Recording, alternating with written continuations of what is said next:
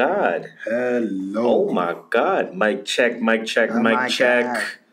1 2 1 2. Yo, uno yo, dos. Uno dos. Yo. Remember they say that on vacation? Uno dos. That went on for like an hour. Test. C. He did that for an hour. Uno dos. C. Uno dos. You know what it is, man? True North Views podcast, guys. Welcome to another episode. This is episode 8. Numero ocho. Ocho cinco. It's Kobe with the afro. Oh, yeah, that's Kobe. That was a better Kobe, arguably. No, I was into 24 Kobe. I think. Everyone, 24 Kobe was the Kobe that was the championship Kobe. Let's put it that way. I think 24 Kobe is. So better. That's one everyone knows. Number 8 Kobe was more athletic. Yes, but that's when I was winning dunk contest. Let's be realistic, man. Did he win the dunk contest? Yeah, he won it. Yeah, low key was a trash dunk contest, of course, but he still won. He has the crown, nonetheless. But you know what it is, guys. Welcome to another episode of the True North Views podcast. We are the kings of dope criticism, Pharaohs of Prolific Opinion, and the emperors of elevated thought, man. It's your boy Harris here. I go by the name of JustShola. And as usual, we are giving you our views from the perspective of a couple of first-generation Canadians on what's really buzzing, what people are talking about, and most importantly, as usual, what people are not talking enough about, man. Saying.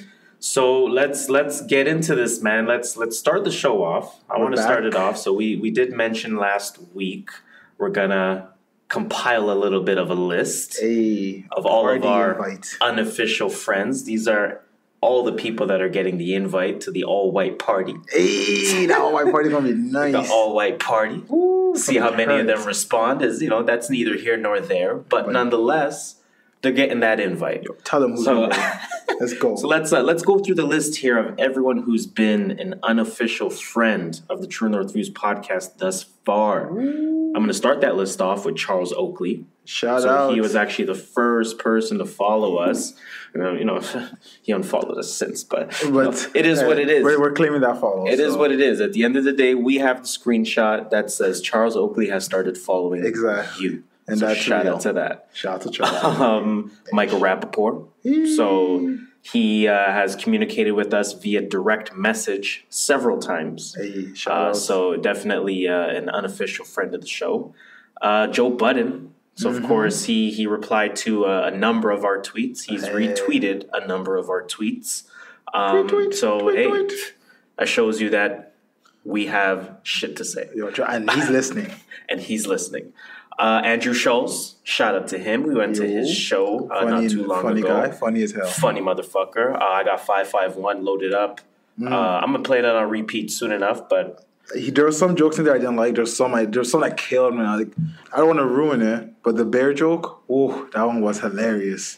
Shout out to that. Shout out to Andrew Schultz. I still have to listen to it, I'll be honest. But again, I'm gonna have it on repeat, and it's going to get its streams. Don't worry. Shout out to Andrew Schultz.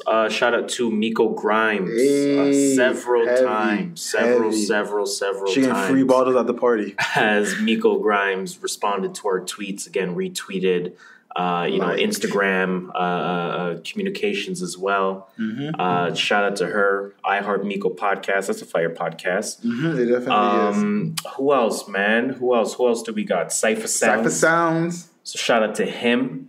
He responded to us on the gram as well. He was at a Think Show too. He opened up. He was one of the opening acts for. Was it the MC? No, he was the MC. No, and he opened. He kind of did both. Yeah. MC kind of like handles their jokes too. Yeah, the MC has like a joke here and there. So he did his. It was funny too. He's actually really funny. He's super funny. Of course, he's always been a New York legend. So shout out to him. Shout out to the Canadian Broadcasting Corporation. Channel 6. CBC Channel 6. They replied to our tweet. What did I say? I said, what if it rains on the royal wedding? Yeah. They're like, let's hope that doesn't happen. So such a generic answer. That shit was so funny, man. I still remember that. Who else do we got? Oxtail God, Marlon Palmer. He always fucks with us on Twitter. We always reply to his stuff. He always has a conversation with us before. Twice probably. He's probably had a conversation with us on Twitter. So shout out to him. The Oxtail God himself. Shout out to Mr. Marlon wifey. Palmer. mend and grease my wifey. Shout out to actually not really shout out, but that other lady from House of Hollywood. Someone who House of Hollywood. Well, someone who shall remain nameless. From the Real Housewives, the original one, the Real Housewives of Atlanta. Yeah. If I'm not mistaken. Yeah, she might have said some stuff that's arguably the second biggest name to come out of that show, arguably the biggest name. Hey, but this person shall remain nameless. So, shout out to her. But shout out to her nonetheless. Followed by the Breakfast Club. Breakfast Club. Shout out to the Breakfast Club. They retweeted our, or they like it. One or the other. They retweeted the one where we said everyone is going through 20s. Their mid-20s. The mid-20s. Quarter-life crisis. Yes, there we go. After Kyle said he was going after the Breakfast Club. Breakfast Club interview. So shout out to the Breakfast Club, or most importantly, shout out to the intern at the Breakfast Club for spotting that one out, man. Should hit that follow button, though. Yo, hit that follow, man. If you are not hitting that follow, getting those likes, getting those retweets. If you're loving what you're seeing on the gram, on Twitter, follow. Mm-hmm. Yo, we have good stuff to say. Follow, motherfuckers. Yo, who else is next? Let's get it. Shout out to Maul from the Joe Budden podcast. He's one of the co-hosts on there. They're on their live tour. I wish they were coming to Toronto, but yeah, I saw that. It is what it is. Maybe one of these days. One day. He had an interaction with us on Twitter as well. I think he had retweeted us or responded to the tweet or something, man. Something along the lines of Rodney Hood needing to play way before Game 4. And then shout out to Savon, of course. Savon. He is one of our unofficial friends. Unofficial. Or official. However you want to word it at this point. We don't even know how to word it at this point, but... he's a friend. Yeah, he's a friend. Friend of the podcast. So shout out to Savon and all of the Need to Know podcasts, man. That's definitely one of the favorite podcasts that are out there. For anyone that's listening to us, you will absolutely enjoy them. Alex and Stephanie and Michelle. Yeah, so look that up, man. Need to Know podcast. And again, like you just heard, shout out to Alex as well. Shout out to Steph. They are the co-hosts of the Need to Know podcast. Shout out to all three of them. And the podcast itself for having several interactions with us. Once again, man, we really appreciate that. How much would you pay to enter a party with all these people there? How much would you pay to enter a party? It's going down at, I don't know, what's a place that hosts people now? The Drake Hotel. The Drake Hotel. It's going down at the Drake Hotel, 4th floor. It's going to be an all-white party. All-white party. The Drake Hotel. You're going to have Michael Rappaport, Joe Budden, Andrew Schultz, Cypher Sounds, Miko Grimes. You're going to have Maul, Alex, The Breakfast Club, Steph, the Oakman, Marlon Palmer. Take it in. All these guys have a booth. Everyone has have bottles. Yo, how much are you paying? How much is cover for this? How much are you charging cover? I mean, cover has to be like a generous, like, I mean, I'm saying like a $2.99. $2.99. I'm saying, like, you need to get a booth to come to this party. $2.99 entry price. Jeez, guys are wild. Like $2.99 or $299. $299. Okay. Yeah, that makes sense. There's a lot of motherfuckers here, so yo, pay that price. CBC's coming, fam. Pay that. How do you see the CBC at a party? Yo, don't kill me, man. But yo, shout out to all of the unofficial friends thus far, and the official friends as well. But as usual, the list is always growing. Steady climbing. The list is always growing. Steady mobbing. So it's like, yo, man, it's like no matter what happens, we're pushing out that there. list is going to keep going and going and going and going. Because we're friendly people. We don't bite. We want to say hi to everyone out there. We want you to interact with us.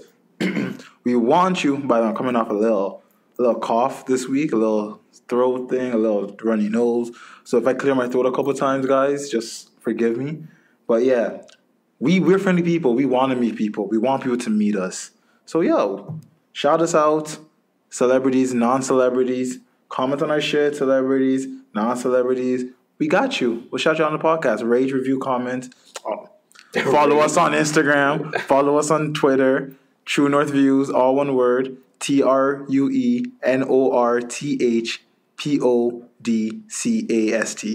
True North Views podcast. Oh, actually, I don't think the podcast is at the end, but you get it. True North Views. Yo, spell it out. You were almost able to successfully I can never spell that. Spelling is I don't understand why that is. Like, I just don't know why. Like, numbers make sense in my head. It can't be that hard to give the social. So it's like, I don't know if I have to do it.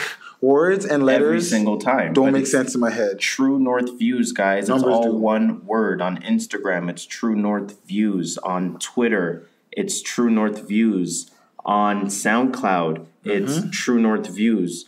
No matter where you go, Apple. It's True North Views, right? So it's that simple. Follow us. Tell a friend to tell a friend to tell a friend to tell a friend to tell a friend to tell a friend. 6 times. And just keep going. Keep going with this. So yeah, man. I mean, like I said, this list is ever growing, man. New friends every day. We have. I was gonna say 2 unofficial friends to add, but I guess it's like way more than 2. But you guys will see where I'm going with this. So. First and foremost, guys, you guys need to look up a gentleman by the name of Ian Schwartzman. Oh, you say Ian Connor. All one word. IANSCHWARTZMAN. You need to look up on his Instagram. Look at the 6th most recent post on that Instagram page. Hey. And what you will find is a tweet.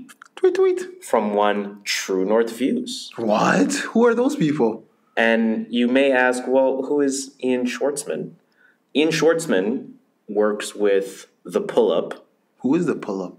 The Pull-Up is a show made by Joe Budden where he's interviewing either a round table of people or an individual.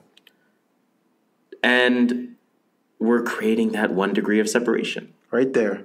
That's it. Right there. Say no more. Go check that Instagram page. Go look at the 6th picture. Say no more. So shout out to Ian Schwartzman for that, man. Yeah. We really appreciate that. We really appreciate you identifying that because it was a heartfelt tweet. It really was. I'm not gonna read the tweet out loud. I'm gonna let you guys wonder what that tweet is and go ahead and check it out yourself. So look at that one. Ian Schwartzman, all one word. Unofficial friend. Shout out Welcome to the club. Tell them where you were Wednesday night. Was it Wednesday night? Night? Tuesday night. Oh, it was Tuesday night. Was it Tuesday night? Yeah, it was Tuesday night. Was it Tuesday night? It was Wednesday night. No, it was. It was Tuesday night. No, it was Wednesday night. I'm almost certain it was Tuesday night. I'm almost certain. Anyway, tell them where you were. Yo, you might be right. It might be Wednesday. I don't know. I don't remember what day it was. I think it's Wednesday. I'm pretty sure it was Wednesday. Thinking about what day it was. I'm pretty sure it was Wednesday. Okay, fuck it. Anyways, yo. TDE Championship Tour. Kendrick Lamar. K-Dot. Schoolboy Q. Yeah. Absol. I wear sunglasses at night. I was going to say SZA, but it's unfortunate that her vocal cords are what they are. But, hey. J-Rock. I like to win. Sir. Win. Lance Skywalker. Luke. And Zakari. Who? Zakari. That sounds so familiar. Oh, he featured on Kendrick Lamar's album. Yeah. For Love. Yep. Was it Love? Yo, yeah, it was Love. How was the show? TDE Championship Tour. Everyone that I just named, welcome to the Unofficial Friends of the True North Views podcast. Every concert we go to, they're your friend of the podcast. We don't fact check. They are now unofficial friends. Shout out to all of them. First of all, let me just say this. How was the show? The show was special. Where was it? It was at the Budweiser stage. Formerly known in Toronto, formerly known as the Molson Amphitheater. It's the all their names out here. Western part of the downtown core. Overlooks the lake. I think, doesn't it? It's close to the lake. I don't know. We don't fact check. We'll say it overlooks the lake. Overlooks the lake. Outdoors. Beside Ontario Place. Beside Ontario Place. The weather was holding up marvelously. We've been having a good summer. It was an outdoor show, man. And yo, they killed it. What was amazing. Okay, so first of all, just sort of the layout of the show. TDE Championship Tour. So like that, sounds like championship tour. Yeah. Hey, we won. Now we're going to go tour showcasing to everyone that we've won. Right? So win. What was cool about it was they were introducing everyone like a starting lineup intro. Like, oh, that's introducing sick. first from Compton, California. At the same time? Sir! I don't know where he's actually from. They're all from California, though. But like one at a time. Okay, and then they come out and perform. Exactly. So not like that. So it's like, let's say it's Sir, right? So from wherever, California, Sir. And then he'll sing 2, 3, 4 songs, whatever his set was. Yeah, and then... Thank y'all for the time, da-da-da. And next up, from Crenshaw, California... SZA, like obviously she wasn't there. Yeah, but I get what you're saying. Like an intro, and then they'll come do their set. Exactly. So that was crazy. The show itself was crazy. Yo, it really made me acknowledge that Kendrick Lamar is like by far the best rapper of our generation, by far, and not that it was really ever in question. I don't think I think it's almost borderline consensus. I've never seen him live, actually. Have I seen Kendrick live? No, I've never seen Kendrick live. I was supposed to see my Yeezus, but then when Yeezus got pushed, I never saw him. Put it this way: if you get the chance, you're gonna have to see him, because there's certain artists that can elevate their sound or elevate their artistry live. Whereas most other artists sound trash. Yeah, because that's why I don't go to rap shows. Is because a lot of rappers now just play their song. They just play the song and just say stuff, say 2 lines. Exactly, and might try to say "What up, crowd?" Like, but come on. Yeah, not really. If I want to listen to the song, I'll just listen to the song for free. Perform your songs, exactly. Write down my songs. I'll just play it on a speaker. Yeah, I don't need you to just ad lib your own songs. But Kendrick Lamar put on a show, His set was could have been an hour. Yeah, he's headlining that shit. He's the biggest name. His set may have been an hour. So who started? Who came out first? So who came out first? I think it was Skywalker that came out first, if I'm not mistaken. Every time you say Skywalker, I think of Miguel. It was either Zakari or Skywalker. I forget which one came out first. But whoever came out first only performed one track. Oh, that's that cheesed me. I was like, yo, already? Come on, it's supposed to be like it's like your record label tour. Like let's get to know you better. That's what I'm saying, right? So I was like, yo, I hope this is not what all of the rest of this is not what all of the opening acts are gonna be like. You know what I mean? I'm not here for just one song. And then again, the other had come out second, so Zakari or Skywalker. Mm-hmm. And then Sir came out. Sir. And then Sir's set was solid. How many songs roughly do you think? I want to say like 5. Oh, okay, that's good. That's a good set. 5, that's a good 5 times 3, 15-minute set. A little bit longer. Yeah, just roughly. 20-minute set, roughly. Yeah. Absol came out, solid set. Yeah, Absol. That was a solid 15-20-minute set as well. And then J-Rock came out, killed it. Too bad his album hadn't come out by then. Killed it. The album had not come out yet, but he absolutely killed it. Did he perform any song that was on his album? Yeah, he performed Win. Oh, well, yeah, Win was like a single, though. I guess that's true. I'm asking, did he perform like any song that's on the album that hadn't come out yet? I don't particularly remember. Yeah, you probably wouldn't remember because I'm not gonna lie. You know, I took a few down. You know what I mean? Yeah. God's green earth. You know what I mean? You know what I mean? Just bend on, pick up some grass.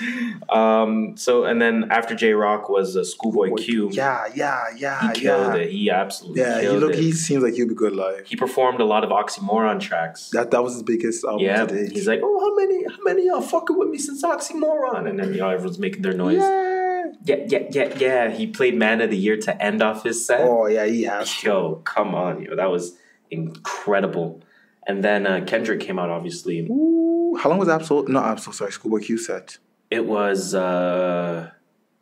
probably another 20, 25. Okay. Yeah, they all probably had equal timing, 20, 25 minutes. Did they start on time? Was it one of those, or did they start like... the gates opened at 6. They didn't start till 8:30. When was this supposed to start on the ticket? Well, I don't know. I mean, I think the ticket had said...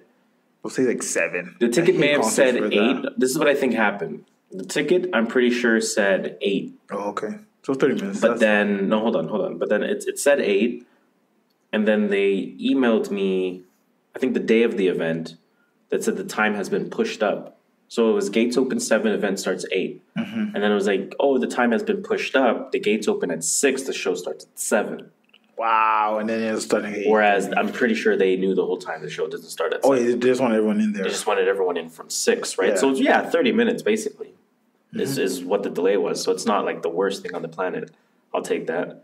But yeah, no, that show was crazy, man. That show was like... Any surprise guests? No surprise guests. Guesses. When Kendrick was out, he brought out J-Rock to perform that track again. Win. Not win. Oh no, sorry. Yeah. What's the next one called again? Miss me with that bullshit. Yeah, miss me with that bullshit. You're really wild. You're a tourist. So he brought out J-Rock. So they performed that track like 3 times. I wish Future was there. Imagine Future was there. That would have been crazy. I was like expecting somewhat of a surprise somewhere, but that wasn't happening, I guess. What else with that concert, man? I'm trying to remember. Was it packed? It was fucking packed. It was to capacity for sure. That's definitely good. Capacity of that theater, no idea, or stage is actually more than I thought. I looked it up. How much is it? It's like 15,000. Really? At Molson? Yeah. That small place? Yeah. You guys don't know, if you're not from Toronto, Molson is not like a big venue. Yeah. Like people that can't sell the ACC, which is supposed to be bigger, go to the Molson to perform. That's weird. I think it's like 14, like something like that's like still up huge. There. I thought it would be like 7,000. I swear. That's the same thing I thought. And then I don't know if that counts lawn. That does include lawn. Does it? Yeah, probably. Yeah, that makes sense. Okay, so there's no way it fits 15,000 without lawn. Okay, so then but that's still a lot. They had like 15,000 people at the show, and that's definitely capacity. So it's like shout out to that. I don't think really anything much else to report from the concert. I think it was. I'm trying to think where it ranks in my top concerts that I've ever been to in general. Yeah. It's top 3, no doubt. Really? It's top 3, no doubt. I think it's better than. Again, the venue could have something to do with it. The timing of the music could have something to do with it. So it's all sort of dynamic, and you could always change your mind. So what the fuck? It's fucking life. No one cares. I've seen J. Cole twice. Who hasn't? Or 3 times. I feel like everyone has seen J. Cole. I feel like everyone at least from once. Our generation has seen J. Cole twice. At least, I don't know. And you try to go for $1. Remember the dollar tour? That was hilarious. Yo, fuck. Imagine if you got into that for $1. Oh God, I would have cried. Shout out to you. You're lucky. I think, and I'm sort of saying this like in hesitation.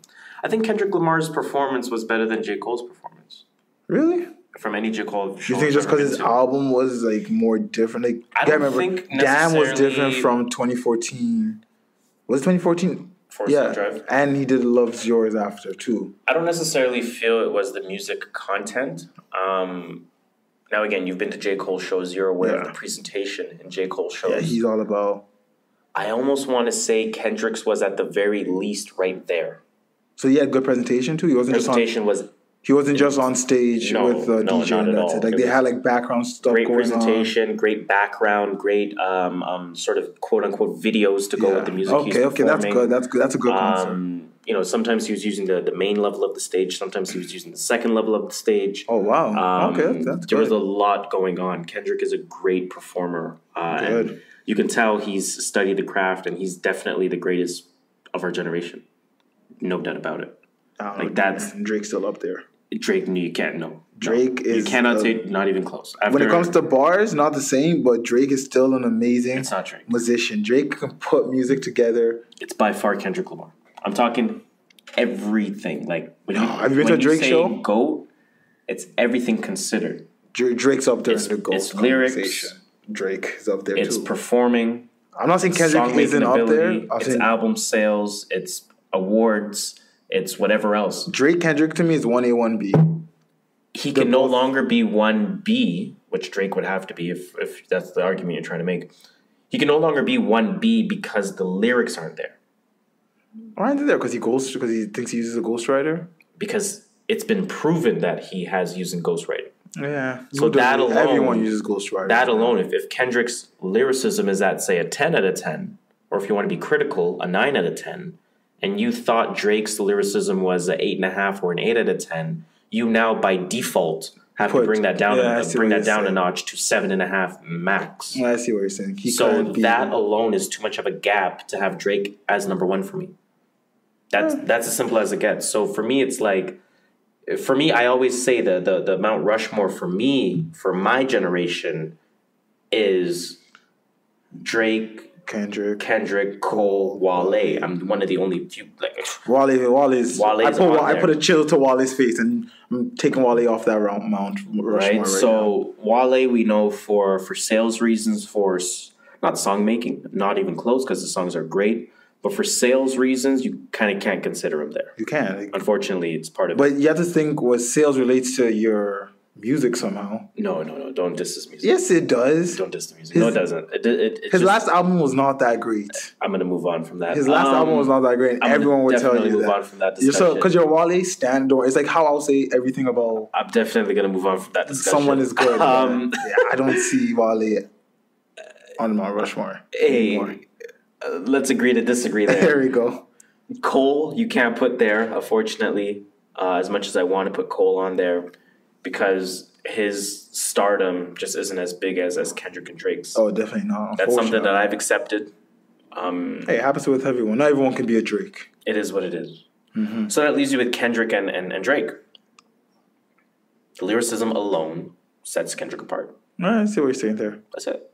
Right. I still say Drake. Are you going to any other concerts? Me? Yeah. What do you have planned up?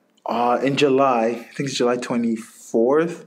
It's a Wiz Khalifa, Ray Shremmerd, Lil Skies. Ray Shremmerd? Yeah, that guy. I just call him Ray Shremmerd. Drummond. Ears drummer backwards. Drummer's ear.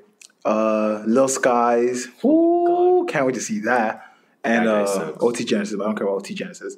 But yeah, there's just that coming up. And then there's the Uzi one that's coming up. Uzi, P-Lo, Wait, you're going to all these? Yeah. They're not... No, sorry. Lil Skies, Ray Shremmerd, Wiz Khalifa is one concert. Oh, okay. They're all coming together. And then Uzi, G-Eazy. I forgot who else is coming with them. They're coming again later on. Those are the only two I have planned. But I'm for those two concerts. One's in July, one's in August. You're not trying to go to that Gambino show? You see, I saw the ticket prices. You got Gambino money? Yeah, exactly. Nosebleeds ACC starting at $90 before fees. Yo, nosebleeds. You heard that. Nosebleeds. Was it $90 before fees? $90, $89.95 before fees on Ticketmaster. So after fees, that's like $110? Pretty much. You're adding like a good almost $20. For the 300 section? I don't know if I really... I love Gambino. Like, I would pay that money if it was 100 level. But 300 level, and I've been to every Gambino show in Toronto. Everyone. The one at Echo Beach, the one that got postponed and ended up doing at Mod Club? No, not Mod Club. What's the one by the river? I have no idea.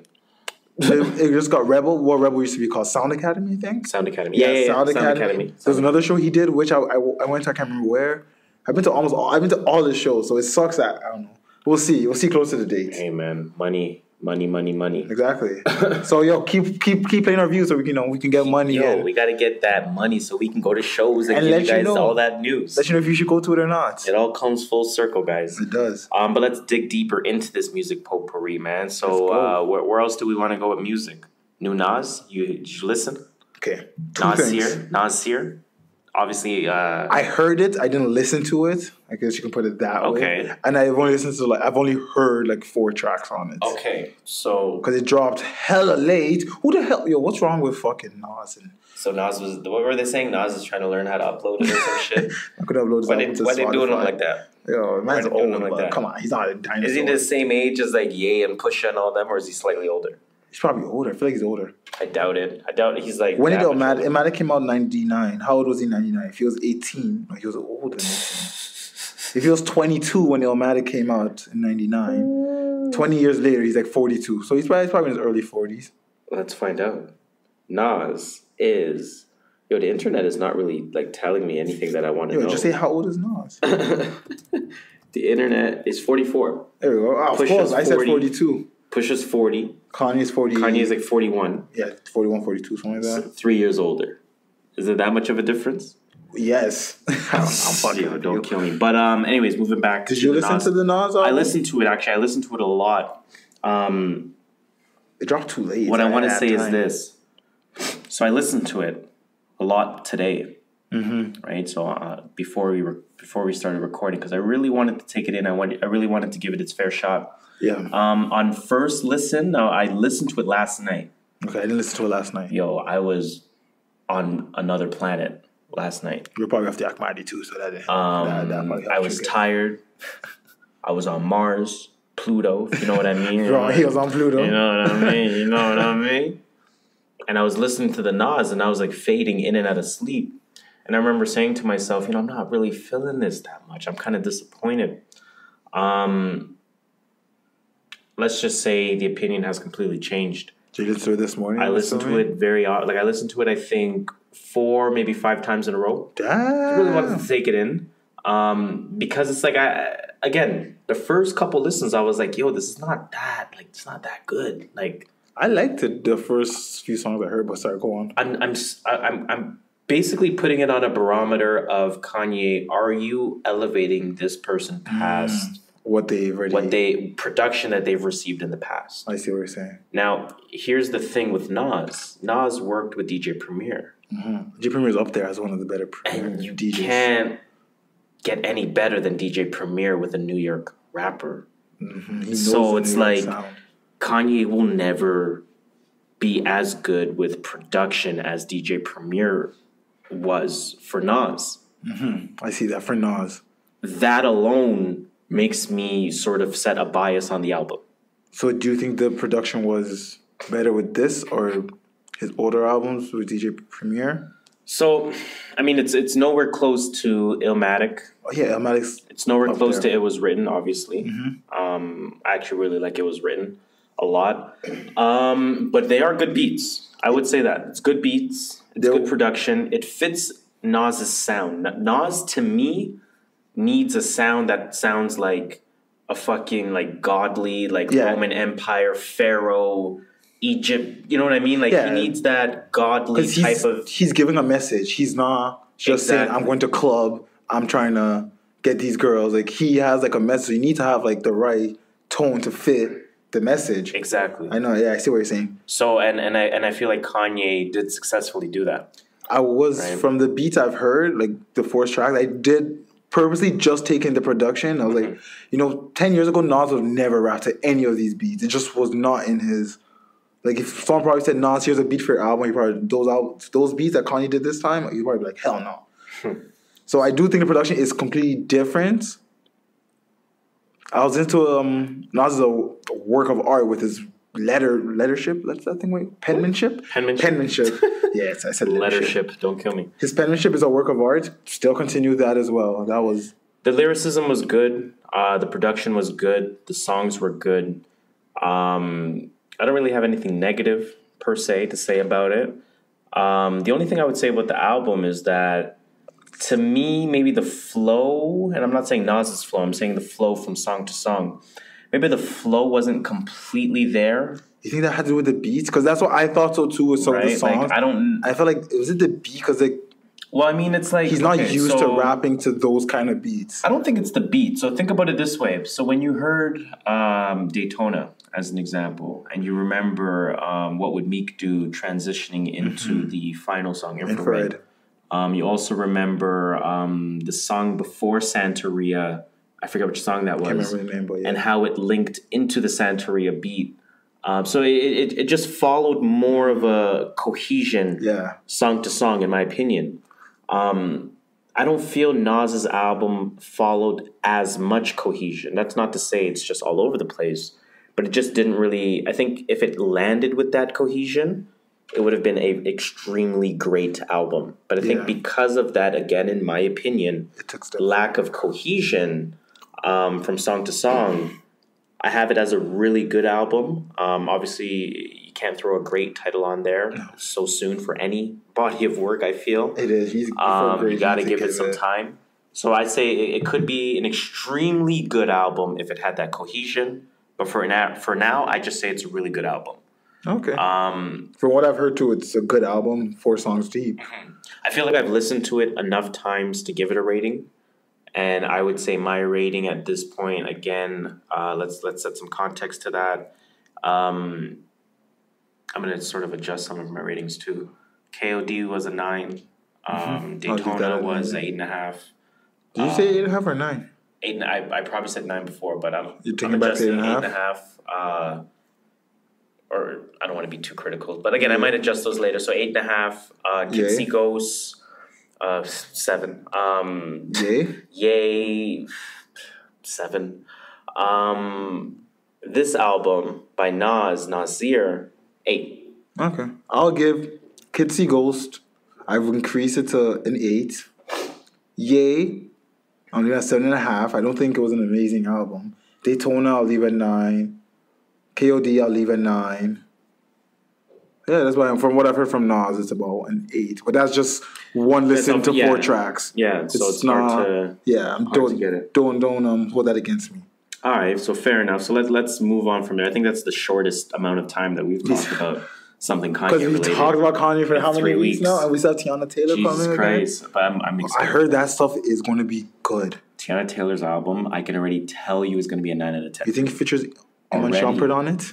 You think there's gonna be a track featuring Iman Shumpert? Iman is nice, yo. But we gotta give him the credit he deserves. I think you like him, man. I don't think anything special. Iman is nice, man. I don't see anything special in his work. Iman is nice, but yo, let's move on. What else came out? That J-Rock. Win. Yo, how many times have you rocked this album? You know what's crazy? I didn't even know he was coming out with music until he didn't say that at the show. That's what I'm saying. Oh, I was I was at the show, and I know his songs, so I'm bumping his songs, and it's like new album out Friday, and I was like, what? Whoa, are you kidding me? So I was hella amped. I've played this album several times.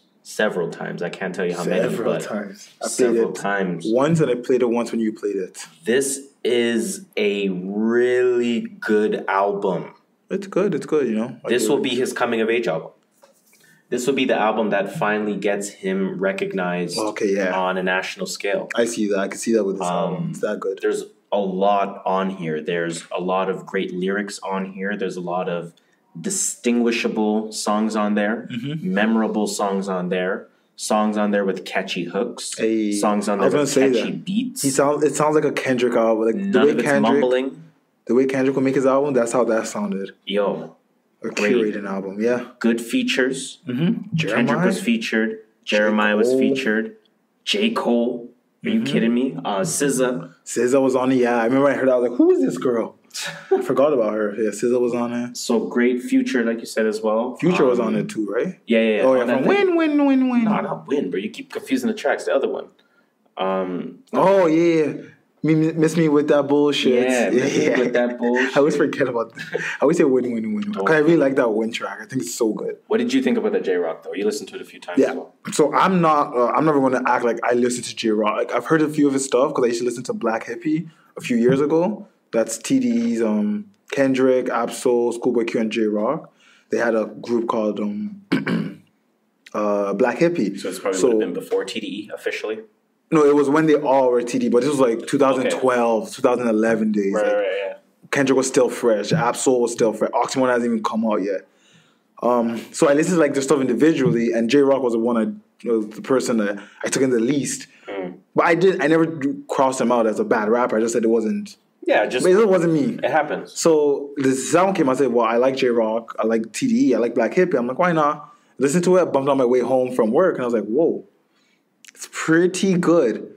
The features surprised me because I wasn't looking at the track listing. I was letting it play. I was like, ooh. That's the best way to do it, yo. Ooh, I was like, ooh, okay. That's the best way to do it. I don't get how people want to see in-depth trailers before watching a movie. Yeah, I see. If I know I'm going to watch a movie, I don't watch a trailer. If I'm on the edge of watching a movie, then I'll watch a trailer. And same thing with music.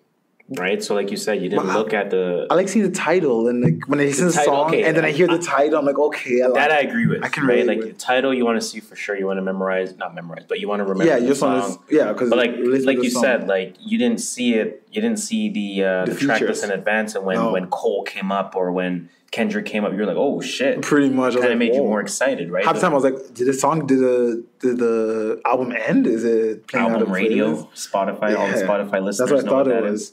So yeah, it was pretty good. I'm not even going to lie. I will bump it again sometime this week. I'm going to bump it. It's up there with my current bumps, which is Nasir. Ye still up. I still bump Ye. I still bump Kids See Ghost. Daytona I still bump obviously.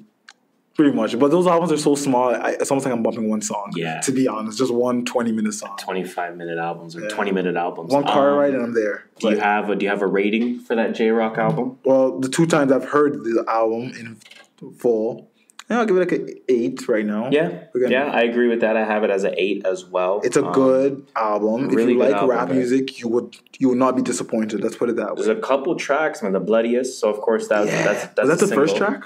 That's the first track. Yes, that first track got me into. I was like, he knew how to start the album. That ES Tales track is really good. So that's that track that sounds like a Joey Badass beat. Okay, I can see that. You know that one? And then there's Tappa with Jeremiah. That song, Jeremiah. Honestly, I was like, I gotta take it to Jeremiah again after this. Yeah, Jeremiah? Jeremiah's underrated. Killed it with the vocals. Jeremiah's underrated.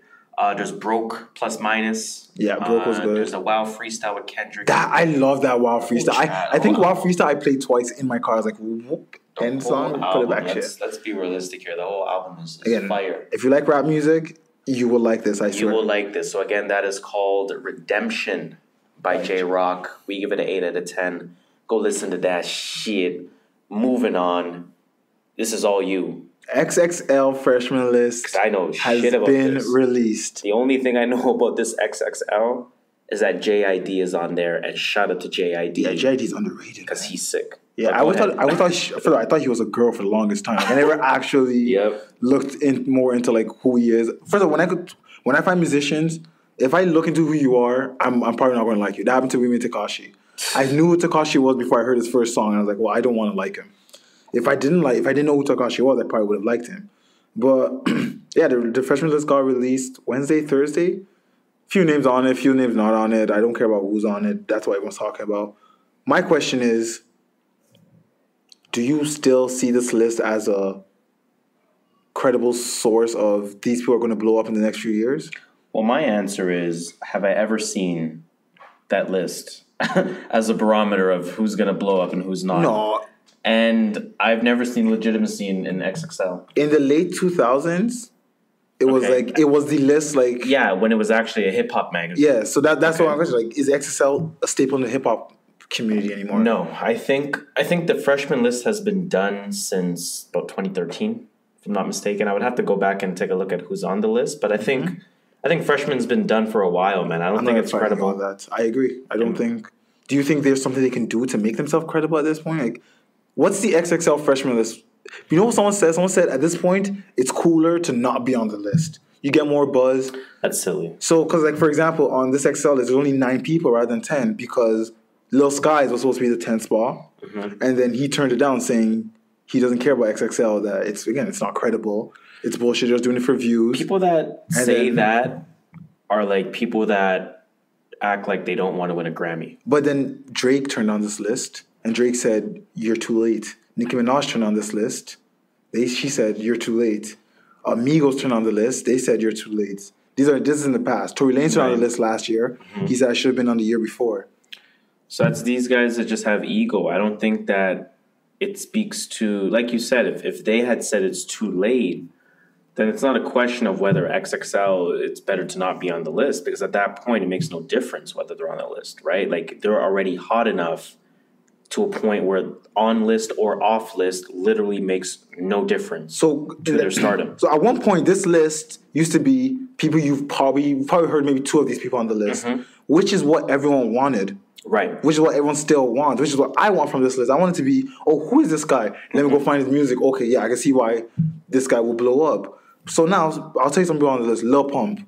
Okay. He's not getting any more popular from this list. No. Everyone that knows XXL knows who Lil Pump is. But they also need a headliner, right? So, and Pump is probably, like, if I remember the photo, he's in the center of the photo. Yeah. So, right? But there's also other headliners there. There's Trippie Redd. Okay, huge. But we're talking about who's the main name.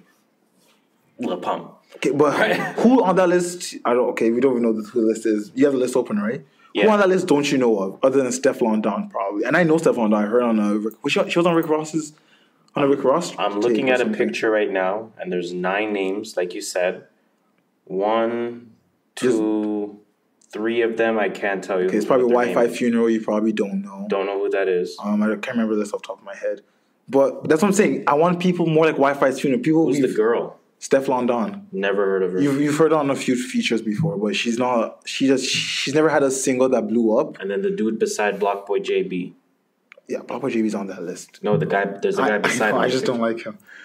I don't know. I can't remember who's on the list. But either way, I just don't think the list is credible. I think I want more people that aren't blowing up yet. So you're in your eyes now. I don't know if you want to get into this right away or if you still want to get your point off. There's obviously a couple of names that were omitted from this list. Mm-hmm. So let's just talk about a couple of them. So somebody like Tekashi 6ix9ine, of course. But they said why. I understand that, but hold on. Tekashi 6ix9ine. I think Bad Baby. Bad as Baby well. said she should have been on it. Can you name top of your head like another 2 or 3 artists that should have been on it this year? I still think Lil Sky should have been on it, even though he turned it down. Sky, so it's 3. Let me just. Let me see the cover and I can go. Let me get 2 more names for you. Yeah. Rich the Kid. You think Rich the Kid should have been on there? Okay, let's say Rich. He turned it down though. He said because he was supposed to replace Lil Sky. Yeah, he was supposed to be a replacement. He didn't want to be a replacement, which I agree. T Grizzly. I think he should have been on it. Okay, so it's 5 people. Lil Baby. Okay, sure. NBA Youngboy. 7 people. Anyway, go on with so okay, so the point I'm trying to make is, so you just named 7 people, right? Now, in addition to those 7 people, let's say it was also Pump, Perp, that's 8 and 9, and Trippy, 10, right? So I just named 10 people.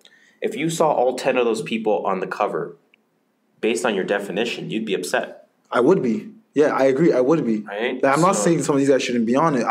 T Grizzly I would have put on it. Like he's not blowing up that much. So you would rather see people that you haven't heard of. Yes, people that make me go, oh, okay, XXL, you did good. I see why this guy can blow up. So why is it that people that, in your opinion, why is it that people that have blown up, the Tekashis of the world, the Bad Babies of the world, even the Lil Skies of the world, no, he declined, I guess, but so not to count him. Why is it that they have a problem with not being on the list if they don't need it? Like, what in your opinion, what do you think it is that makes Bad Baby tweet, I should be on this list?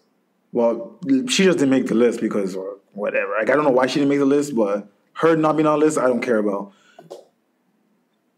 People like Lil Skies, people like, who else I say? T Grizzly, those guys, why they shouldn't be on the list? Because they're not freshmen anymore.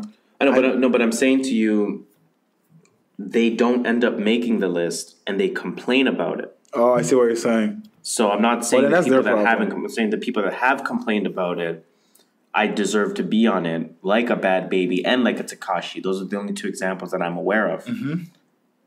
Why do you think that it makes sense that they're having that type of reaction, or are you saying to yourself, well, no, you shouldn't be on the list because you don't fit the criteria?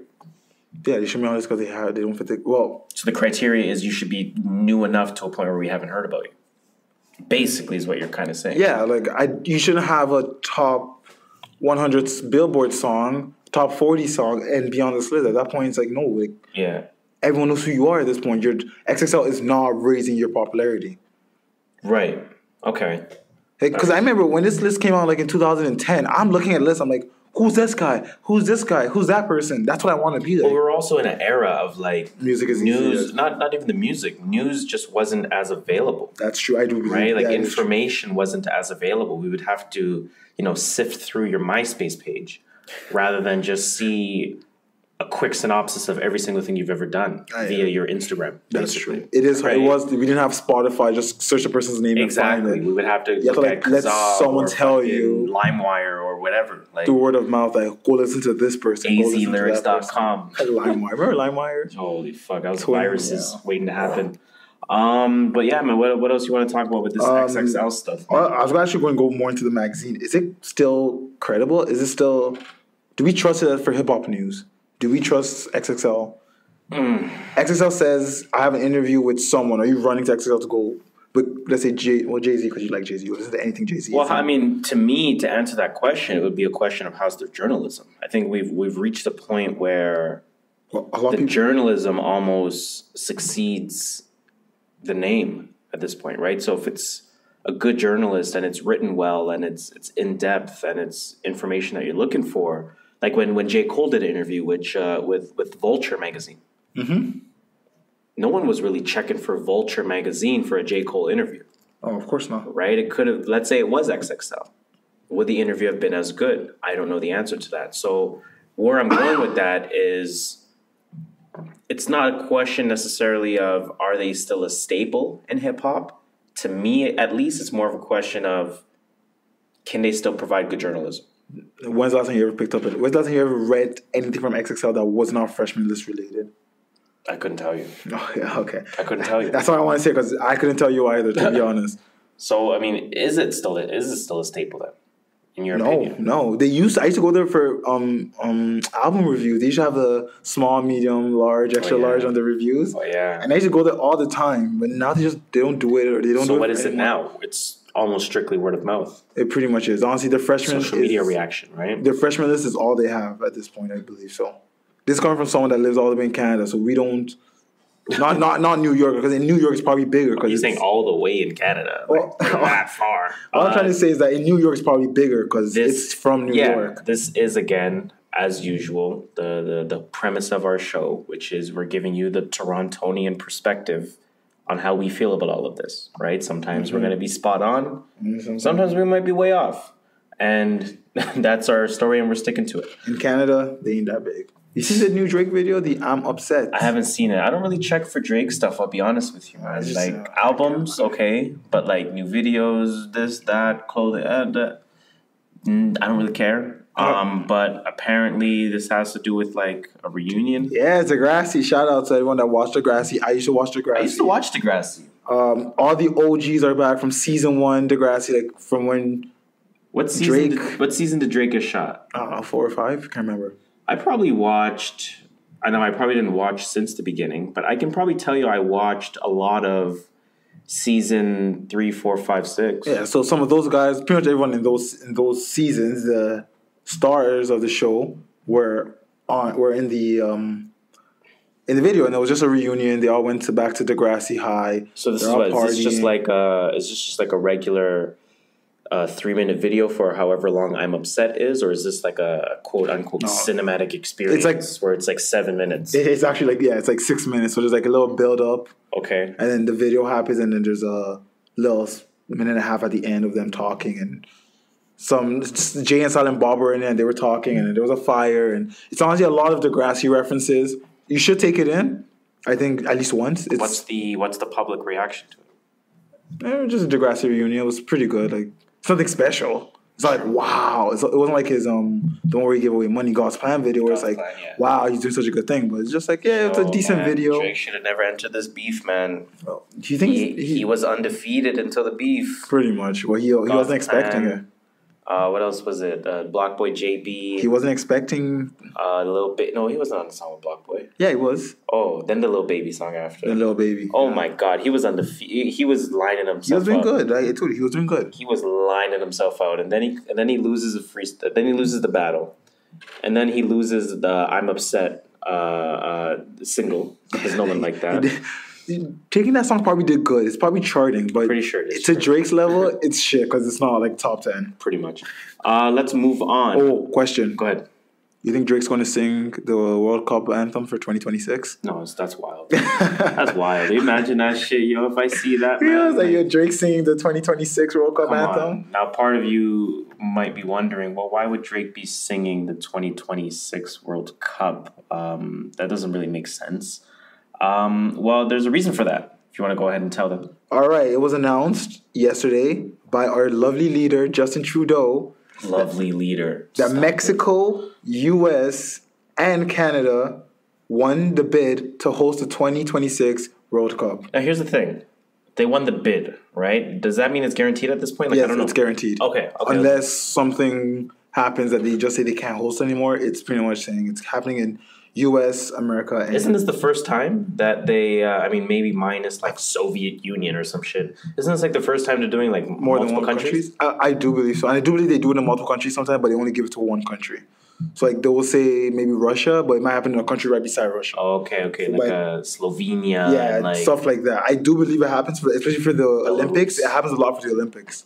Just because they can't have... One country can't have state-of-the-art in all stadiums. That's true. Some of the smaller countries. But yeah, for Canada, because that's what we care about, host cities are going to be Edmonton, Toronto, and Montreal. So all three of them are going to host, or is it one of the three is going to host? All three of them are going to host like some sort of soccer games. Okay. So that in Montreal, that's going to be the Bell Center or whatever. Or the Expo Stadium.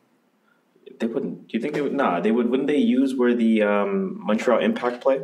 Yeah, isn't that the Expo Stadium? Oh, I don't know. Is it? Oh, okay. And then in Toronto, it would probably be where Toronto. They said supposedly someone at work was talking to me about it. It said they're going to repurpose BMO Stadium. Yeah, because they got to make it so much bigger.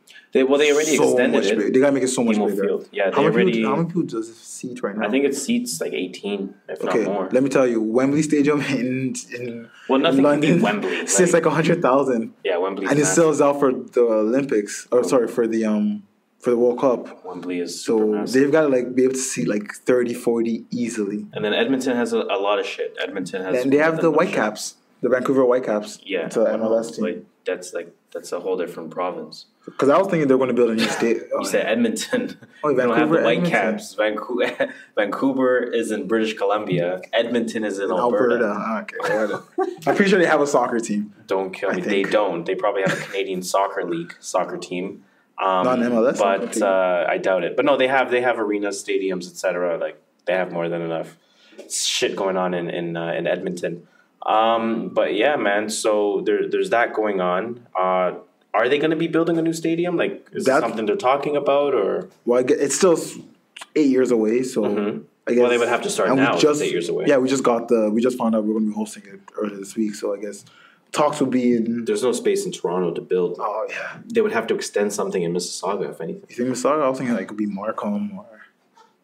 Yeah, that actually makes a lot of sense. Markham. They'll go more north. That actually makes a ton of sense. Somewhere close to like a highway, like 400 or 404. That's all. I think it's pretty interesting. We're hosting it. We hosted the Pan Am games. Thing responded to that. I just remember before I forget. Maradona, I think, responded to let's call it the North America World Cup. Yeah, let's call it that. He doesn't like it. He said there's no passion in those countries. There really isn't. Let's be honest. Let's be honest. Soccer is not the top 2 sports in North America. Let's be honest. It's not top 5. Well, no, it probably is. It is top 5 now. I think it entered it recently. But we still have basketball. The NBA is bigger than MLS here. Yeah, NBA. NFL's baseball, huge. You could argue. Football. NHL. In Canada. In Canada, NHL. Hockey's bigger than soccer. I'll tell you that. Professionally, yeah. That's why at the amateur level, you'd be surprised, man. There's a lot of soccer going on in the country. Yeah, soccer's blown up since we got TFC a few years ago.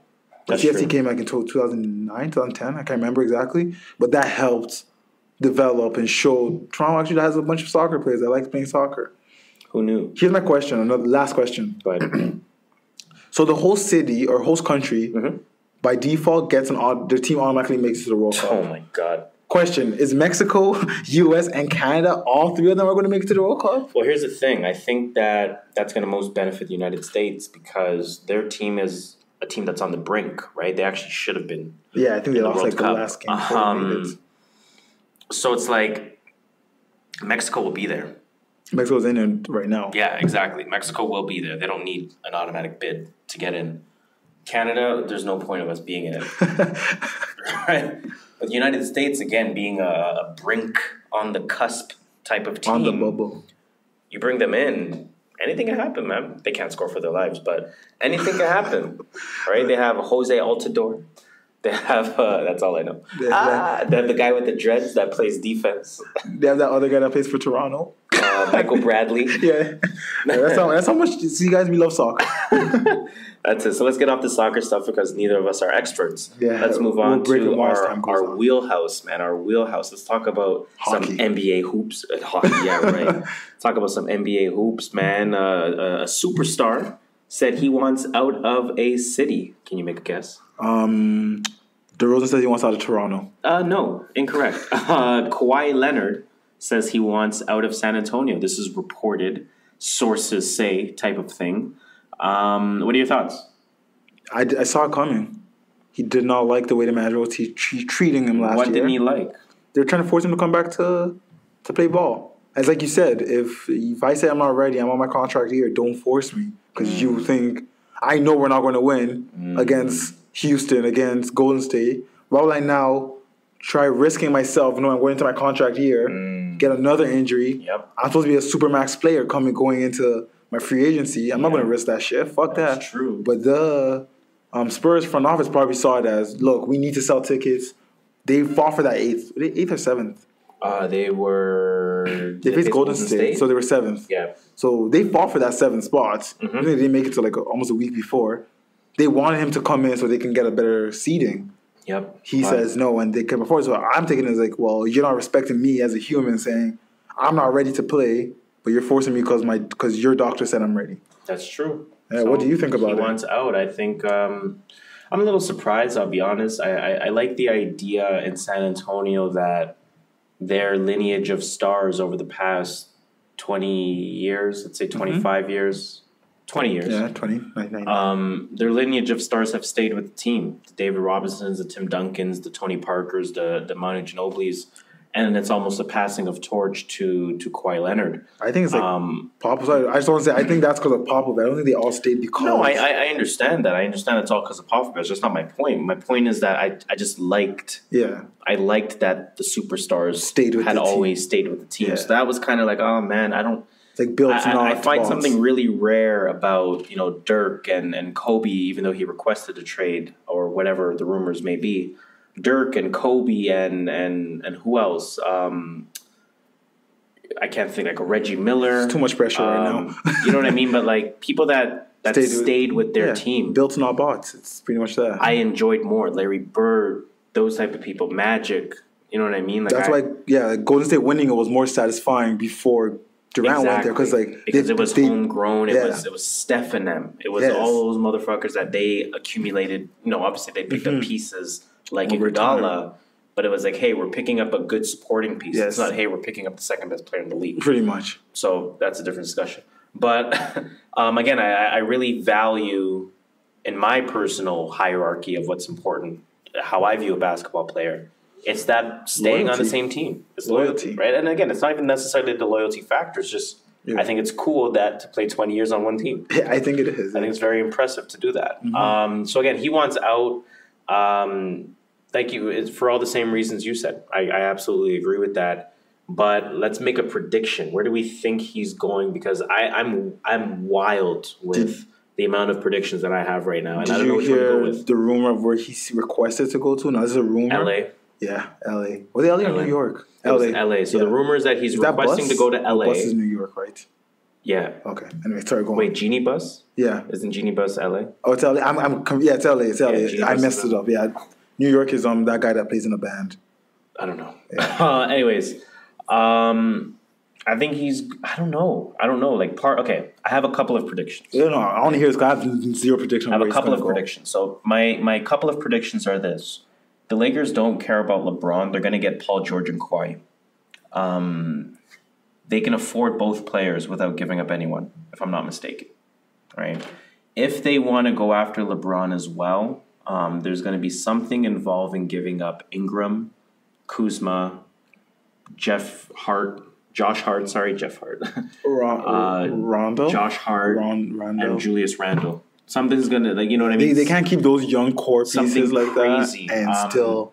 And if they go ahead and do that, that's a great thing for them because now you picture a lineup such as Lonzo at the 1, PG at the 2, Kawhi at the 3, LeBron at the 4, or in some fashion.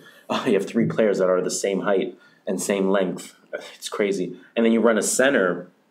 Who's their center? Is it Brooke? Yeah, it's Brooke. And they have some Zubac coming off the bench, something like that. Yeah, so they have that going. Instant threat, right? You think they're going to go to LA, though? I also have a wild rumor. Now, this is a wild, not rumor, sorry. Guess. I have a wild prediction. And this is actually going to be the one that I stick with.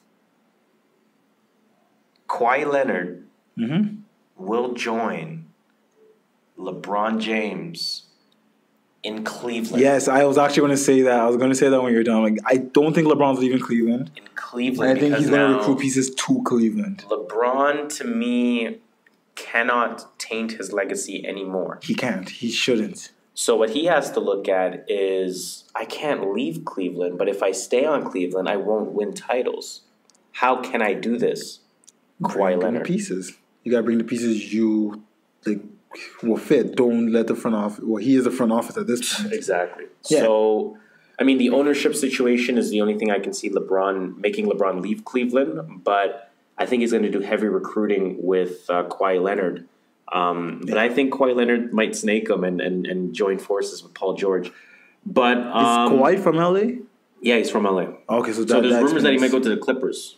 Well, to rumors the Clippers can afford him, and they're going to chase him because they can afford him. A lot of people like the idea of him going to the Clippers. A lot of people like the idea of LeBron going to the Clippers as well. I don't care about LeBron. Here's why. Because LA obviously could be a destination city for him, but he wouldn't want to put on a Lakers jersey for Kobe reasons, for Magic reasons, for GOAT reasons. That's so true. Et cetera, et cetera. That's why I don't think he's going to leave Cleveland. Yeah. Just because I can't see him in any other jersey.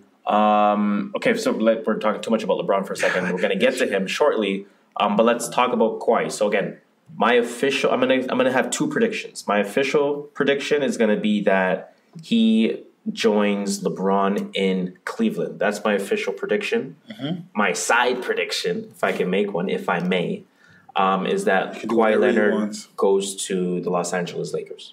Okay. What about yourself? So yeah, if LeBron, I don't think LeBron's going to get Kawhi to go to Cleveland. I just think Kawhi's not going to go to Cleveland just because it's Cleveland. But I think Paul George is going to go to Cleveland because he won another primary ball handler. And Paul George can do that. Paul George can create his own shots. He doesn't need LeBron to create a shot for him. Paul George would be huge for LeBron. And that's why I think he'd rather have that over Kawhi. I'm not saying Kawhi's not good. Just that for LeBron's style of play, Paul George would be a better fit. So I think Kawhi would go to LA, the Lakers. I think he will fit in perfectly there. They'll get rid of Randall. I think they'll keep Lonzo. You got to keep Lonzo. They'll keep Ingram. They'll try and keep Kuzma, but Kuzma was a lucky breakout. Had a lucky breakout year, and I feel like he's not slowing down. He's not. I feel like I'm not going to risk questioning that. I'd rather get rid of him for Kawhi, if that makes sense. Like, let someone else question if he gets. I'd rather have a for sure piece than he could be piece. Okay. Or what can he be piece? That makes sense. So because I think Kawhi is going to go to LA. That's it. LA? Yeah, I think he's big enough to go wherever he wants, and teams will make money for him. Yo, what if the big three ends up being Kawhi, Paul George, LeBron, man? In LA or in Cleveland? Anywhere. That's a crazy team. Anywhere. What a crazy, hot take. Paul George is going to Houston. No, he's not. Nah, he's not going. I'm just talking shit. Kawhi Leonard's going to Houston. No, he's not. Yo. Can they afford him? They can't afford him and Clint Capella. That's the issue. Clint. They can't afford him and Clint. They're not going to get rid of Clint. We'll play Ryan Anderson. Yeah, he's shit. Nah, Ryan Anderson's trash. But I remember reading into that, and they can't afford another max player because of Clint Capella. Clint Capella's a restricted free agent. Some team's going to come offering him $20 million a year, and they have to match that because if they get rid of Clint, they're not going back to the conference finals. And you know that's true. I know that's true, but if they get rid of Clint and replace him with Braun or replace him with Paul George or replace him with too many guards, Kawhi Leonard. They need big men. Nah, we're good. We're good money. They won't go after PJ Paul Tucker George. Can guard the 4. Who's going to guard the 5? No one. You don't need to. You saw how Golden State played. Hey. But speaking of LeBron, because we didn't mention him. Speaking of LeBron. ESPN, most dominant athlete. Okay, have you seen this list? Yes. Are you aware of this list? I've seen this list, Do you agree with this list? Now, this is not new. This came out... when did this come out? I want to say like 3-4 weeks ago. No, way longer. Oh, really? I saw it like 3 weeks ago. That's why. I want to say like 6 months ago. This came out. Really? Yeah, this came out quite a while ago. So this, for those that are listening, ESPN had released what they call the Dominant 20, and what that is that essentially they have what they call their dominance ranking. And what they're looking for is who are the 20 most dominant athletes of the past 20 years, right?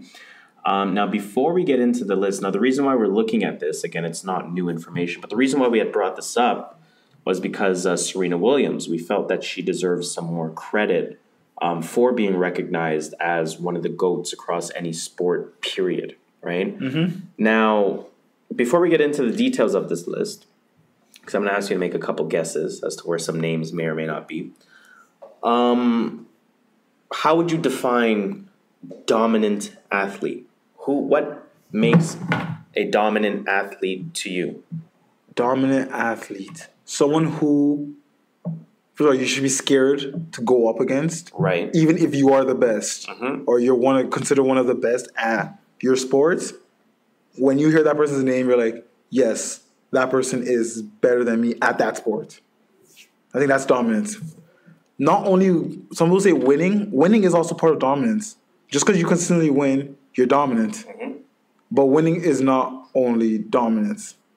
Okay, so we talked about Serena Williams, like I mentioned, a couple of weeks ago. Mm-hmm. Where's she on the list? If you were to take a guess as to where Serena Williams is on this list, well, where would you say? Let me see. Football, basketball, baseball, soccer, hockey, tennis. Okay, that's 6 sports. Michael Jordan. I'll put it top. Last 20 years, keep that in mind. Oh, that's true. Sorry, crash that. LeBron. Okay, in that case, I'll put it top 3. Top 3. Yeah, she's one of the most dominant. She's the most dominant tennis player. So she's already crosses off tennis. Mm-hmm. I think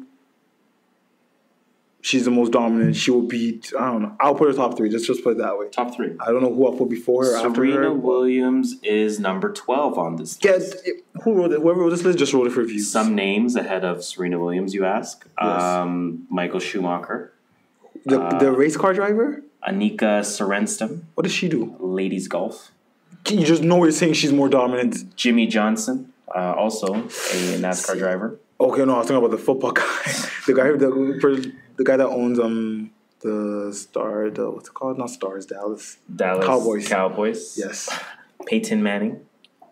No, I wouldn't put him over Serena. Definitely not. Tom Brady, yeah. Tom Brady's the only football player I'll put over her. Interesting that you say that because Tom Brady is number 20 on this list. Okay, so this list is whack. End of story, this list is whack. So, here's my thing.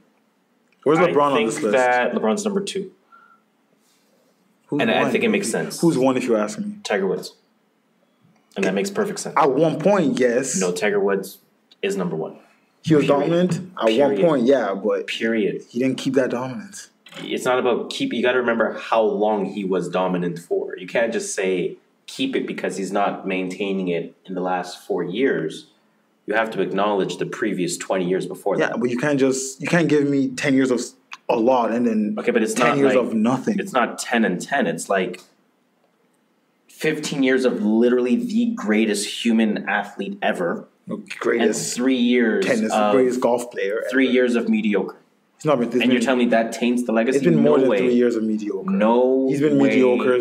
He's not even been. At one point, he wasn't even mediocre. We are not even going to get into this argument. He was sucky at one point. We're not going to get. He was sucky. Tiger Woods. He was not mediocre. Deserves number 1. I'll put him top 5, but I wouldn't put him number 1. LeBron James definitely deserves number 2. I'll put LeBron over him. I will put Serena over him.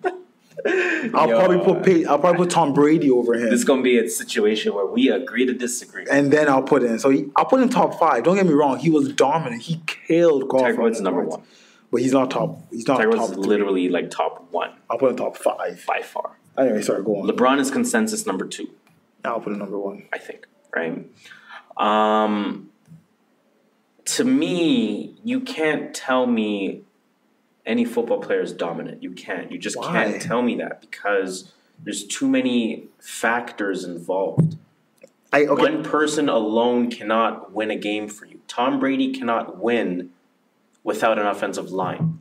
Tom Brady cannot win without wide receivers. Tom Brady cannot win without a great tight end. So how can Tom Brady be more dominant?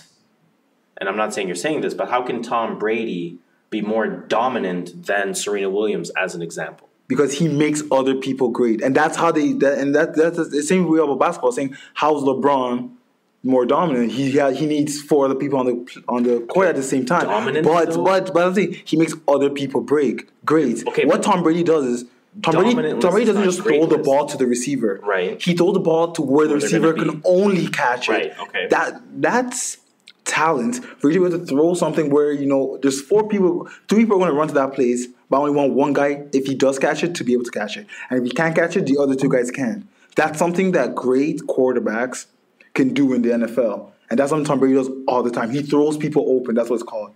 And that right there is a talent. So let me ask you something. Who do you think, just quickly without overanalyzing, who do you think is the greatest basketball player of all time? LeBron. Who do you think is the most dominant basketball player of all time? Well, in that case, it would be Michael Jordan. I actually think Shaq, but okay. So here's my point. greatest and most dominant to me are two different things. That's true. Tom Brady makes people great. Tom Brady is not dominant as an athlete. Well, he's dominant at that sport. He's not dominant as a quarterback. Yeah, he is. He's great as a quarterback. No, he's dominant as a quarterback. And has a great team around him. He steady wins as a quarterback. But they can't say he's dominant. Right? Take Tom Brady off that team, put in their backup. Okay, you know what? They did do good with the backup. Put in Garoppolo. They won 3-1 with Garoppolo. There you go. But that's small sample size. Let's say, how many rings does Brady have? 5? Let's say it's 5, whatever. We don't factor. 5 or 6. It's 5. He lost 2. Okay, so give him the exact same team. Sorry, give the Patriots the exact same team, the exact same coaching, the exact same scenarios, but substitute Tom Brady for Drew Brees. They're not winning 5. How many rings would Drew Brees have in the same amount of time? You said Brady has 5. He has 5 and 7. You have 2 or 3 and 7. Okay, so 2 or 3. So this is my point. The franchise is still a great franchise.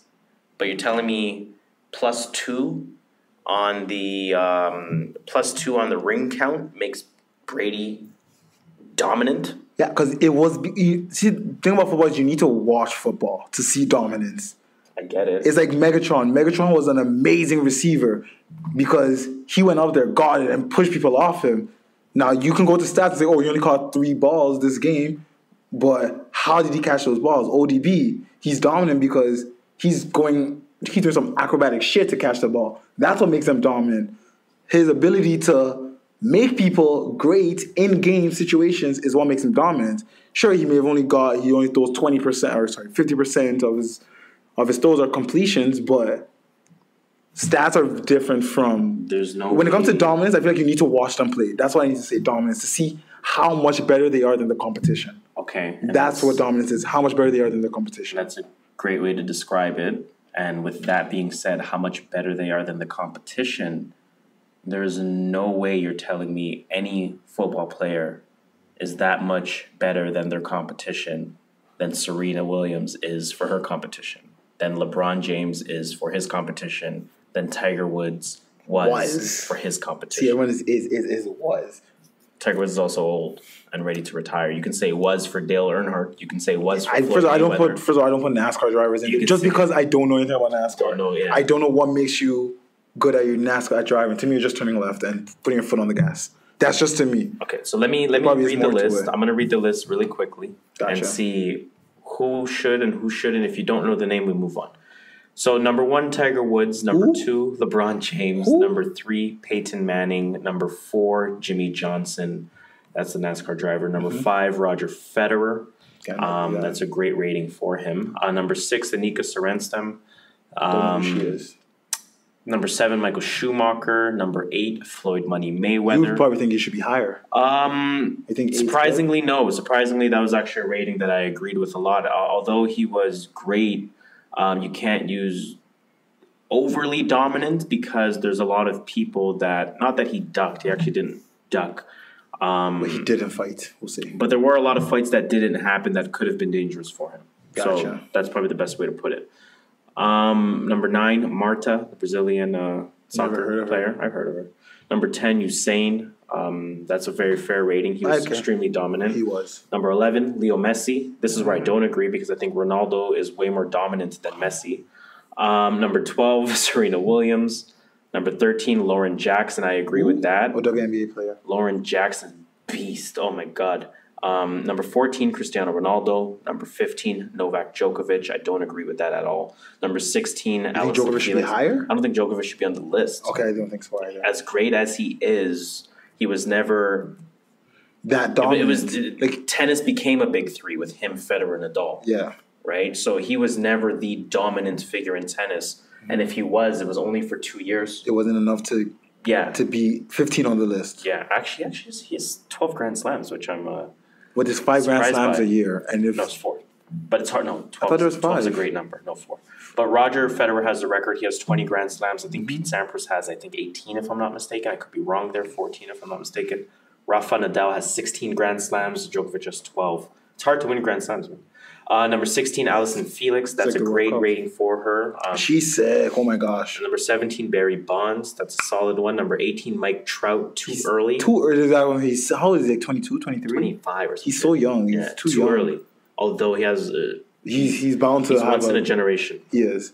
Number 19, Pacquiao. Completely disagree there. Oh, I think should be higher. Never dominant. Pacquiao was never dominant. He was just very famous. Good. And he was famous. He was just very good. He was never dominant. Okay. Right? So I think they're mixing up great with dominant. That's my problem with this list. Number 20, Tom Brady. See, I think dominant such a... So here's the thing. When I think dominant athlete, I think you're that much better. Like you said, you're that much better than your competition. Are you stoppable? Pacquiao was stoppable. Okay, are you stoppable was a good question. Right? Tiger Woods was not stoppable. Brady was technically stoppable. Yeah. LeBron James is not stoppable. What? Golden State stopped him? LeBron James is not stoppable. Golden State stopped him? I'm not saying the Cavs. Oh, no, we're not saying... LeBron James is not stoppable. 101. Right? Okay, let's put it this way. Floyd Mayweather was not stoppable. Serena's not stoppable. Trout really isn't stoppable. Let me ask you this question. Go ahead. In 2002... You're going to Tiger Woods. You're picking a golf team. Tiger Woods is number one, first pick, right? Mm-hmm. You're picking an NBA team right now. LeBron's number one, right? Right now, okay. Like out of everyone you can pick from, would you not pick LeBron number one? Okay. Would you not pick Tom Brady number one? No. Oh, never mind then. Ignore my question. No. Ignore my question. What else? That's what I'm just saying. Don't pick Tom Brady. Are you still trying to shit on Tiger Woods? No, I'm just trying to say how dominant Tom Brady is. Okay, so I'm gonna speak on Tiger Woods for a second because I think Tiger Woods is amazing. I just don't think he's top. I don't think he's number one. You're shitting on him. I think he should be like number 4. Okay. And it could be recency bias. Because he hasn't been doing anything good recently. That's the best way to put it. But it's recency bias. Because I do know at one point in my time, my parents, all they could talk about was Tiger Woods. Exactly. And my parents don't even watch sports. Everyone on the planet watched. Tiger Woods revolutionized the entire game. He brought golf to black people. Of tennis. Of golf. Even though we don't like playing. Right? He revolutionized the entire game. He I don't even want to get into it because I don't know enough about it. But I know he revolutionized. I can't say that shit. What the revolutionized. Fuck? Anyways, let's move on. The television. What's that thing? The television shall be revolutionized. The revolution shall be televised. There we go. The revolution shall be televised. Although we didn't say that. We said revolutionized. But let's move on. Oprah. Hey. Apple. Hey. This is the thing. What happened? So it was announced that Apple signed multi-million-dollar deal with Oprah to create content for their service, being Apple Music. This sounds eerily familiar. Yep. Does it remind you to 2 weeks ago when we said the Obama signed a deal with another streaming company? Yeah, so Netflix signed a deal with the Obamas to produce content. Yes. Oprah signed a deal with Apple to produce content. Do you think Apple was doing this because of the Obama thing? Yes. You think they were not in contact till they saw the... Apple is lining themselves up to move on completely to that streaming service. You know who runs Apple, right? Who? Ellie Reed. Apple's who will sign Oprah would have been Ellie Reed. He's the person that... So do you think this is a big deal? I think this is a big deal because you have Oprah's a great content creator. No arguing that. Right? So Oprah's a great content creator, and you kind of think about what Revolt is doing. Mm-hmm. It's getting the names of great content creators to have that ongoing platform for it, right? So whether it's existing content like syndicating Breakfast Club, or whether it's getting a name like a Joe Budden to create original content, you need content creators at this point. And so they got Oprah to do it. And there's a big value in content creators because people aren't even necessarily being as sold by the names anymore. They're being more sold by the body of work. And I think about Netflix shows like Stranger Things. I think about Netflix shows like Black Mirror. 13 Reasons Why. There's so many different shows where it's not like, hey, watch this show because this person's in it. It's watch this show because it's a great show. And because Netflix. And you bet, and how many articles come out? Learn who the actors are, right? Makes so sense. You get the content creators, you start at the top. Netflix has been doing this flawlessly for quite a while now. Definitely. Apple's like, hey, we need to get on board, and we need to spend big money to do this. And Oprah's step one of that. Question. I'm trying to explain. Who's Oprah's core audience? All of women. You think there's 22-year-olds that are like, yo, I want to see what Oprah's coming out with? Yes. I feel like it's not. I feel like Oprah's core audience are not the people that go to Apple looking for something to watch. I don't agree with that at all. I don't think so Oprah, what's she going to create that's going to... What do you think? What do you think? Because there's no details on what she's gonna. What I think all he says is that she's going to create an original program. Well, it's hard to say that because we don't know the direction that Apple's headed in. That's true, right? So it's hard to say, oh, she's going to do this, she's going to do that, if we don't really know where they want her to go. Exactly, where they're going. I can see her just keeping it simple and having a Letterman-esque talk show or an Oprah-esque talk show like back in the day. So right, and where she's interviewing people like on specials, right? So kind of think about like Letterman's My Next Guest Is, or Jerry Seinfeld's Comedians in Cars Getting Coffee. I can see her doing that, and what reminds me of that is, so think about the Beats One interview with Ebro and Cardi B. Okay. So you kind of see how it was shot. That's Apple production. Yeah. Right. Apple's so I can see Oprah doing something similar to that, where it's like, okay, I'm interviewing Beyonce, I'm interviewing Michelle Obama, I'm interviewing who else? Jay-Z. You know what I mean? Like, there's very unique interviews. I'm interviewing Tom Cruise. Okay, jump on the couch. There's very unique interviews that Oprah can do that other people just simply can't. Okay. And I think if you want to keep it simple, go ahead and do that again, Oprah, and we'll operate it very much like Letterman's, where it's not like you're coming in and you're doing a daily show, or you're coming in and you're staying on top of the news. Letterman new episodes come out monthly. Yeah, it's not even a weekly thing. It's a right? So it's sit down with your friend, interview them for an hour, and we'll see you next month. Okay. Now, question. Oprah has her own network, network. Apple is big. Oprah's network is big. They have TV shows and shit. Who's benefiting from this? Apple or who's benefiting more? Let's just say who, because they're both benefiting. Who's benefiting more? Apple or Oprah? Because wouldn't it make sense for Oprah to just do this on her network and keep the money to herself?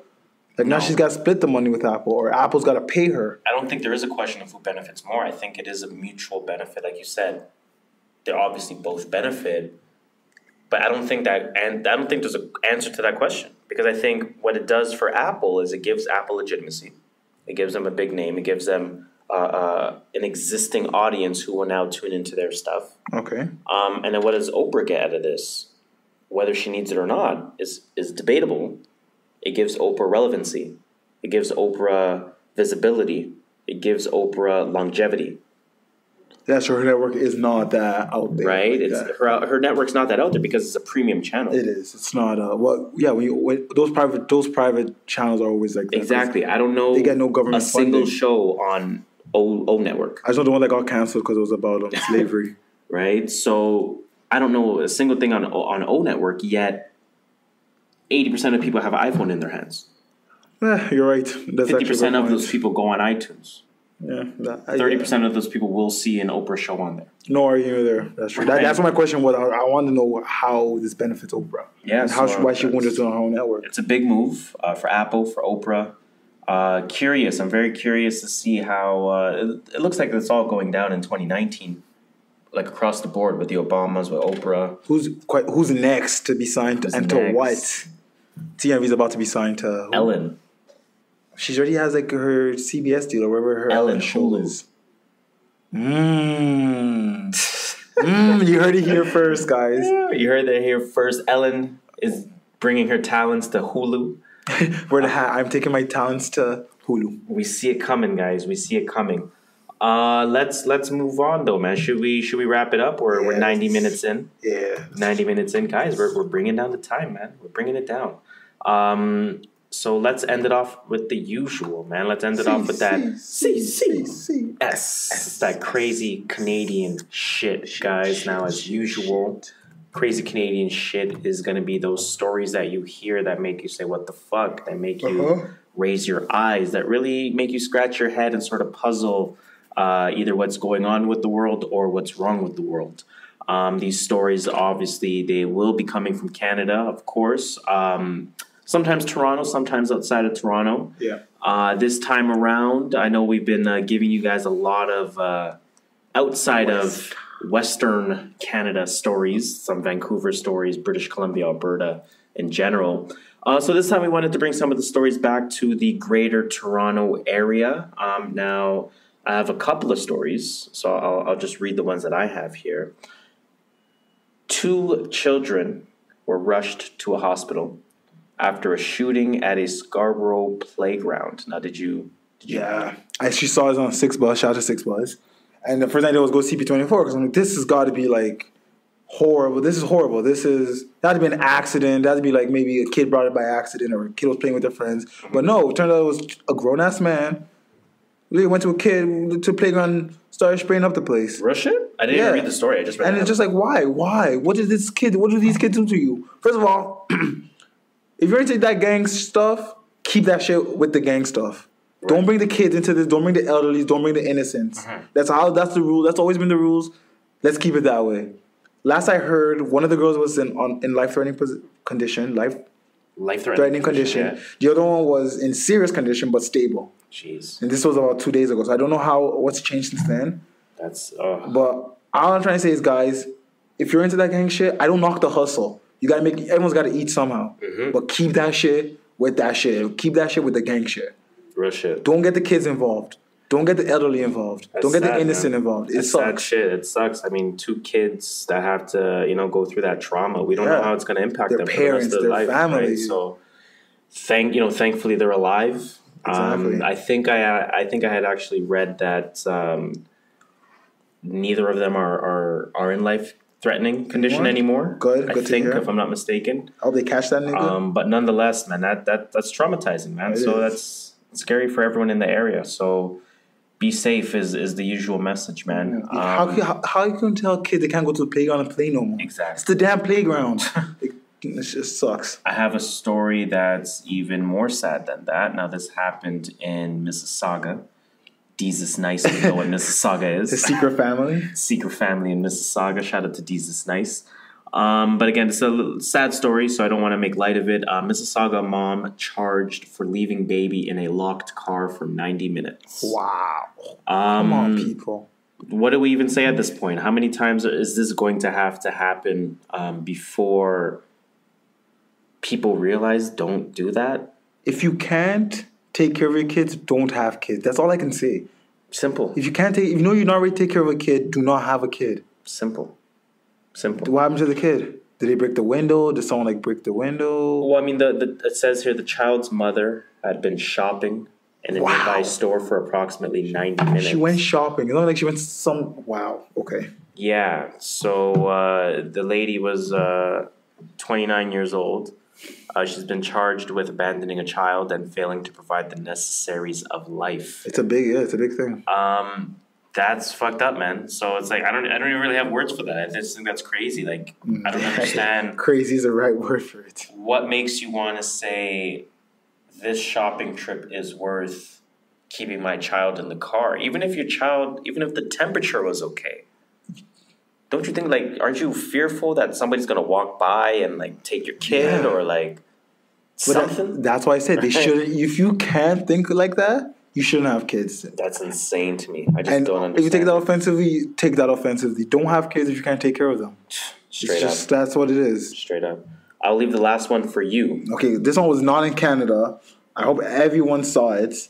But it was a video I saw. It was going around Twitter. I saw it on Instagram too. Of these girls at a bar or at a club, all dressed up, looking nice. And they said at the bottom, our man left us, and they show the bill. And it's 37,000 South African rand, which is equivalent to Canadian dollars, $3,800. Oh my God. I didn't know what the conversion was. Yes. $3,000? 3,800 Canadian dollars. Things like so it's like 3,000 American. Yeah, it was like 2,800 like American. Some bullshit like that. Oh my goodness! Yeah, turns out they ordered 15 bottles of View. How do you say that? UV? No idea. I don't know. Some expensive ass drink. One Glenfiddich 18-year-old malt whiskey. A bottle of Hennessy cognac. 10 6-packs of Ice Tropez. A few mixers. Bottled water and some food. And some that's. And then the man left. They didn't say how the man left. I want to know how the man slid. Man probably like, I'm going to the washroom. Probably. I'll be back, yo. So question. What up? If this was 4 guys and 1 girl, and the girl cut, wouldn't they be like, oh, that's the guy's fault?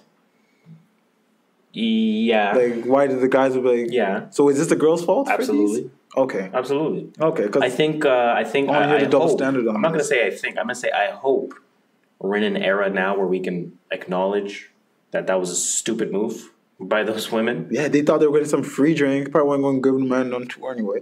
But they thought they were getting some free drinks. Let's pretend that wasn't said.